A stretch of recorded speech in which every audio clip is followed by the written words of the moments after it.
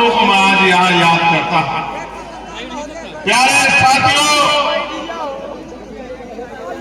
आज 8 फरवरी है, रविवार का दिन है। जब मैं आ रहा था, बड़ा ऐतिहासिक जन समर्थन मुझे दिखा मेरे आते हुए भी, जिसमें हजारों की संख्या में महिलाएं पैदल पैदल दौड़ रही थी। जब मैं गाड़ी में बैठे देख रहा था तो उनके पैदल चलने की तकलीफ मेरे अंदर पैदा हो रही थी, लेकिन जिस तरह का प्यार आशीर्वाद देने के लिए वो आगे बढ़ रही थी, उससे एक विश्वास भी पैदा हो रहा था, एक हिम्मत भी पैदा हो रही थी कि कहते हैं जिस आंदोलन पर मां बहनों का आशीर्वाद हो जाता है, जिस आंदोलन को मां बहनों का प्यार मिल जाता है, वो आंदोलन कभी पीछे नहीं हो सकता। इस बात के लिए भी मैं यहाँ पहुंची तमाम मां बहनों को, प्यारी बच्चियों को बहुत बहुत धन्यवाद करता हूं। प्यारे साथियों, मां मानव तथागत बुद्ध, जगत गुरु सतगुरु रविदास जी, गुरु नानक जी, गुरु कबीर जी, गुरु घासीदास जी, गुरु वाल्मीकि जी, गुरु नारायण गुरु संत गाडगे जी महाराज, सामाजिक क्रांति के अगर दूत राष्ट्रपिता ज्योतिबा फूले, छत्रपति साहू जी महाराज, डॉक्टर बाबा साहब अम्बेडकर, महामना रामसु वर्मा, चौधरी महाराज सिंह भारती, ईवी रामा नायकर पेरियार लाल यादव, बाबू जगदेव प्रसाद कुशवाहा, जननायक कर्पूरी ठाकुर, डॉक्टर एपीजे अब्दुल कलाम साहब, मान्यवर दीना भाना वाल्मीकि साहब, संत रामदेव प्रजापति जी, मान्यवर साहब श्री काशीराम जी, सत्यशोधक समाज के संस्थापक सदस्य रहे संतू जी, राम जी, लाड़े जी, और वो तमाम क्रांतिकारी जिन्होंने देश के लिए बलिदान दिया, शहीद उधम सिंह जी, शहीद आजम सरदार भगत सिंह जी, वीर अब्दुल हमीद साहब, सरदार प्रताप सिंह सराभा, मां अवंतिका बाई लोधी, मां झलकारी बाई, जननायक कर्पूरी ठाकुर,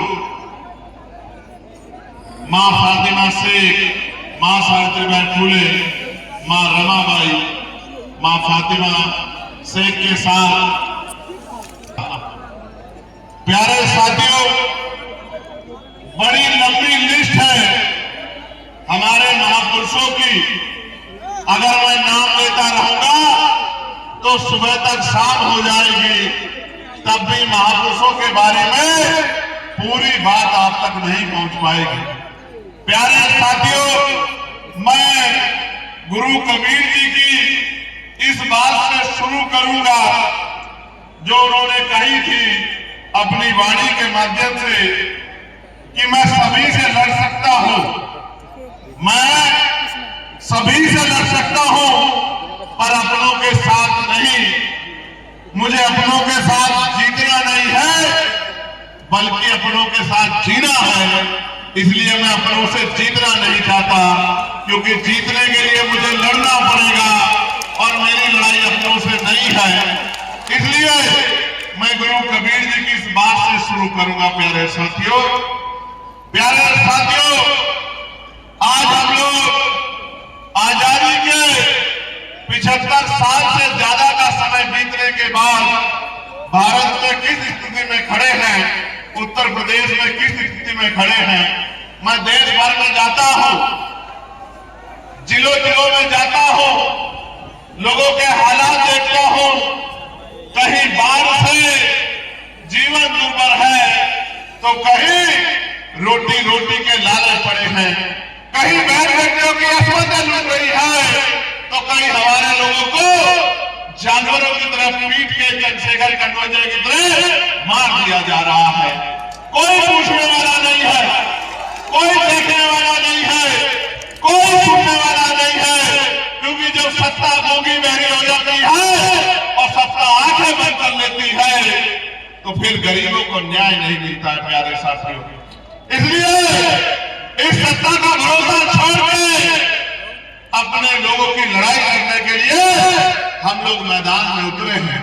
और आसान नहीं था लड़ना, कितनी मुसीबतें, कितनी तकलीफें, कितना दर्द, षड्यंत्र और तोड़ देने वाली लाठियां, और जब उनसे भी जी नहीं भरा तो गोलियों से हत्या करने का प्रयास, और जब उनसे भी जी नहीं भरा तो इतने षड्यंत्र करने का प्रयास। सहारनपुर की जेल से और संत कबीर तक का सफर, कबीर नगर तक का सफर आसान नहीं है मेरे भाइयों, बहुत कुछ सहना पड़ता है, मर मर के जीना पड़ता है। जब जेल की सलाखों में 10x6 की तन्हाई में रात होती थी तो हर दिन की सुबह के साथ ऐसा लगता था कि ये रातें कब खत्म होंगी। 16 महीने की जेल, 10x6 की कोठरी, तमाम तरह की असुविधाएं, तमाम तरह की परेशानियां, न खाने का पता था, न पीने के पानी की साफ व्यवस्था थी, परिवार से दूर, आपसे दूर, तमाम तरह के जख्मों के साथ, तकलीफों के साथ एक लंबा समय जेल की रातों में गुजार कर मैं आया था गोरखपुर, आपको याद होगा। और जब मैं गोरखपुर आया था 2022 में, तो 2022 में बहुत कुछ समझ में नहीं आया। हाँ, ये समझ में आया था कि 5 साल की सरकार के बाद उत्तर प्रदेश उसी हाल में था जिस हाल में 10 साल पहले था। जब मैं गोरखपुर की गलियों में घूमता था, जल भराव होता था, जल भराव। मैं जिन गलियों में जाता था, लोग मुझसे कहते थे कि नेता आते हैं चले जाते हैं, हमारी समस्याओं का हल नहीं होता। और मैं बहुत जिम्मेदारी से कह रहा हूं, आज भी जब अखबार पढ़ता हूं, फोन में खबर देखता हूं, तो वही दिखाई देता है कि आज भी गोरखपुर वैसा है, आज भी संत कबीर नगर, सिद्धार्थनगर ऐसा है, आज भी महाराजगंज ऐसा है, आज भी डुमरियागंज ऐसा है, आज भी अंबेडकर नगर आजमगढ़ के हालात नहीं बदले हैं, आज भी मऊ के हालात नहीं बदले हैं। कोई सुनने वाला नहीं है, अमीर सीधा दफ्तर में जाता है, कुर्सी पड़ी होती है, कुर्सी पे बैठ के बात करता है, अपनी समस्या को हल कराता है, और गरीब दफ्तर के बाहर घंटों घंटे इंतजार करता है कि कब अधिकारी साहब बुलाएंगे, उसकी पीड़ा को सुनेंगे, उसका हल निकालेंगे। दिन पर दिन बदल जाते हैं। अधिकारी जब जाते हैं घर के तरफ, दफ्तर से निकलते हैं, दफ्तर के बाहर गरीबों को बैठे देखते हैं तो बड़ी गुस्से से कहते हैं कि इनको यहां से निकाला क्यों नहीं। ऐसी सरकार उत्तर प्रदेश में चल रही है। लेकिन मेरे साथियों, याद रखना, ये दिन ज्यादा दिन आपकी जिंदगी में अब नहीं रहेंगे, क्योंकि जिस तरह का प्यार, आशीर्वाद और जिस तरह का जन सैलाब आज आपने खलीलाबाद में जुटाया है, मैं गारंटी से कहता हूं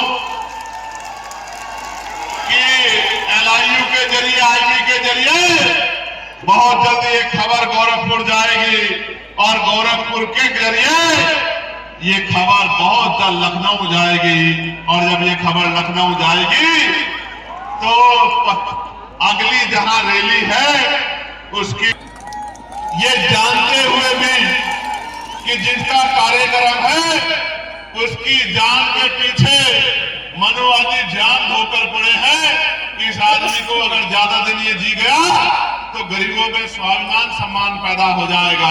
तो व्यवस्था करने का समय भी प्रशासन और पुलिस आजकल देरी से दे रही।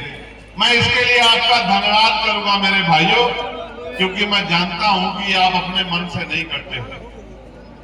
पुलिस और एडमिनिस्ट्रेशन तो सरकार के अधीन है। सरकार जो चाहती है, नेता जो चाहते हैं विधायक जी जो चाहते हैं, सांसद जी जो चाहते हैं, मंत्री जो चाहते हैं, मुख्यमंत्री जो चाहते हैं, वो करना आपकी मजबूरी है, वरना आपका मेरा कोई झगड़ा नहीं है। आप भी किसान मजदूर परिवारों के बच्चे हो और मैं भी एक किसान मजदूर परिवार से आया हूं।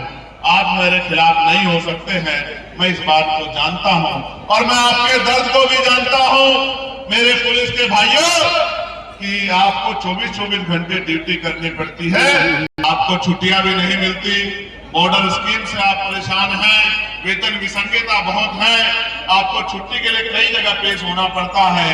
मैं आपको संत कबीर जी की धरती से कहना चाहता हूं, आप आने दीजिए मौका, चंद्रशेखर आजाद समाज पार्टी को मौका मिलने दीजिए, सबसे पहले आपकी समस्या को हल किया जाएगा। और देखो, मैं जिनके बीच में खड़ा हुए कह रहा हूं, वो आपकी समस्या कुछ हल होने पे खुशी जाहिर कर रहे हैं, वो कहीं से आपसे नाराज नहीं है। इसका मतलब यह है कि जो आपसे आशा लेके बैठा है आपके थाने के बाहर, आपके दफ्तर के बाहर, उसका विश्वास आप में है, वो आपको अपने रक्षक के तौर पे देखता है। मैं आपसे आग्रह करूंगा कि आप भी उनके साथ प्यार का सलूक किया करो, क्योंकि कई जगह से जो खबरें मिलती है वो मन में चिंता पैदा करती है। कल ही एक सीओ साहब की वीडियो वायरल हुई है जो मिलक रामपुर में है। मैंने अपने ट्विटर हैंडल पे उसको कोट किया है। वो कह रहे थे चोर चमार, वो चोर को चमार से जोड़ने का भाव उन्होंने दिया। उन्होंने कहा पुरानी कहावत है। मैं देखता हूं कि अगर इस पुरानी कहावत को एक डिप्टी एसपी लेवल के अधिकारी को समझ नहीं आता कि इससे एक समाज के ऊपर कितनी घंटे टिप्पणी होती है कि जब पूरी जाति को आप चोरी से जोड़ते हैं, तो मैं क्या समझूं कि यूजीसी पे जो गाइडलाइन आई थी वो गलत थी क्या? नहीं, वो गाइडलाइन गलत नहीं थी। वो गाइडलाइन गलत नहीं थी। वो गाइडलाइन इसलिए गलत नहीं थी क्योंकि आज भी केंद्रीय विद्यालयों में, सरकारी दफ्तरों में, एम्स में, मेडिकल कॉलेज में, कृषि विद्यालयों में और प्राइमरी स्कूल से लेके इंटर कॉलेज में दलितों, पिछड़ों, आदिवासियों के साथ जाति धर्म के आधार पर गैर बराबरी और जुल्म जाति की जाती है। ये सत्य है, ये सत्य है, ये सत्य है और ये सत्य छिपाने से नहीं छिपेगा और चंद लोगों के विरोध से नहीं दबेगा। मेरी बात को आप याद रखना। कुछ लोग तो काल्पनिक डर से डर गए हैं कि हम पे झूठे मुकदमे हो सकते हैं। हमने अपने बच्चों का बलिदान किया, अस्पताल हत्या हुई है, पायल तड़वी की, देवता मेघवाल की, रोहित वेमुला की, उनकी मां से पूछ के देखो, जिस बच्चों को भविष्य बना के पालते हैं और जब उसको मरवा दिया जाता है यूनिवर्सिटियों में, उन माओं पे क्या बीतती है। आप हमारे दर्द को क्या जानते हो? आप तो काल्पनिक बातों से डर गए कि मुकदमा झूठा हो सकता है, जबकि गाइडलाइन में कहीं भी कुछ ऐसा नहीं है। इसलिए 11 तारीख को हमने दिल्ली में प्रोटेस्ट बुलाया है। हम देश को बता देंगे कि हम झुकने वाले नहीं हैं। अगर न्याय नहीं मिलेगा तो संघर्ष होगा। प्यारे साथियों, आज जब हम लोग इस सभा को संबोधित करने के लिए हमारे नेतागण यहां उपस्थित हैं, तो मैं गोरखपुर से शुरू करूंगा। गोरखपुर में 2022 में भी टकराव की समस्या थी और आज भी जंगल अहमद अली शाह के लोग, मैंने परसों तरसों के अखबार में देखा कि छोटे छोटे बच्चे स्कूल कीचड़ में जाने को मजबूर हैं। धार्मिक स्थलों पे लोग कीचड़ में जाने को मजबूर हैं और सरकार कहते हैं कि हम डबल इंजन की सरकार चला रहे हैं। ऐसे निगम में डबल इंजन की सरकार, ट्रिपल इंजन की सरकार को 2027 में मेरे लोग उखाड़ कर फेंक देंगे। मेरी बात को आप याद रखें। सिद्धार्थनगर में जंगली जानवरों का प्रकोप है, आतंक है, सीमावर्ती क्षेत्र है, तो डीएपी की खाद की तस्करी होती है और किसान लाइन में लग के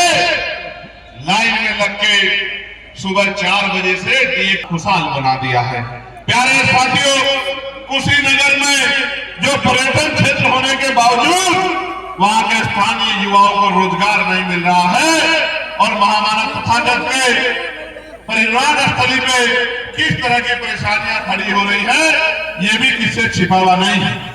संत कबीर नगर में हथकरघा आयोग, हथकरघा और छोटे दो का पतन हो रहा है और इसमें सबसे बड़ी लाठी तब चलती है जब बिजली के बढ़े हुए दाम और तमाम तरह के छापे उन मजदूरों को, उन गरीबों को तोड़ने का काम करते हैं, उन छोटे व्यापारियों को नुकसान पहुंचाने का काम करते हैं।